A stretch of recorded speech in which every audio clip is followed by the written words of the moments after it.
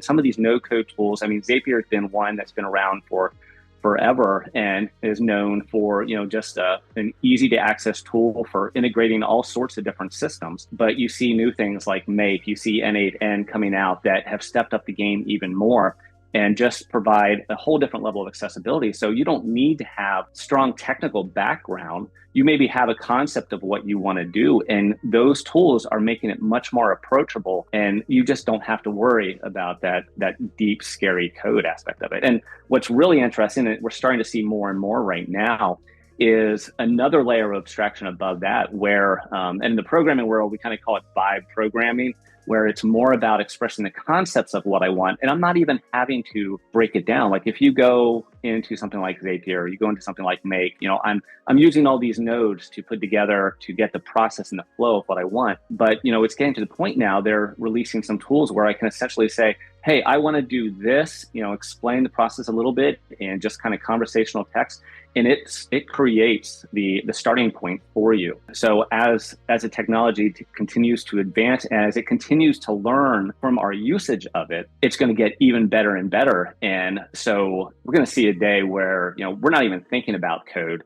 And we're just explaining, hey, make me this. And I wanted to do 1, 2, 3 and output this. And there you go. Yeah, I've always been amazed at how quickly this is coming. You talked about the no-code tools.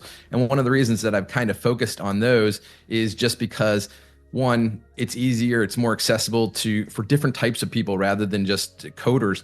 And now we're moving in this age where you don't even need to know the code, but you do need to know the ideas and how to put things together. So it's not like you can, most people will just come in here and be expert coders. There's still that knowledge you need. But what are some of the things, in case somebody's listening, on the news? I think Cursor is one of them for this vibe coding. What any of the other ones out there that people, so in case they hear names out there, they'll understand what it's related to? There's a bunch of plugins for something called VS Code, which is probably the top development IDE.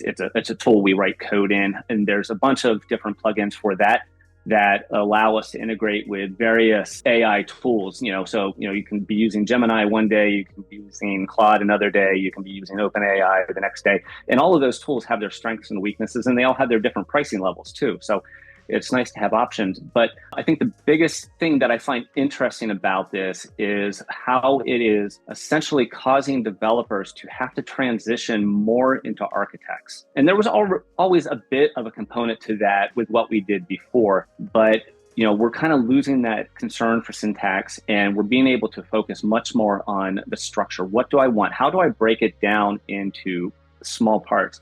Because when you're dealing with, and vibe coding is just a very loose term, but when you're, working in Cursor, or when you're working in, VS Code with something like Rue, or there's a couple different plugins like that, it's not going to always maintain context of your full code base. And so breaking tasks down into manageable bites where it can still stay aware of everything going on and figuring out a strategy for how you're going to work through and build it. We talk about AI, and AI is a tool. And like any tool, it can produce great things and it can produce horrible things. We'll regularly use the illustration of, like a chisel. If you give me a chisel and a hammer and a big chunk of stone, I'm not going to make anything terribly pretty with that. But you give somebody who has skill and a vision and creativity, and they're going to be able to make an incredible statue out of that. So AI is the same way.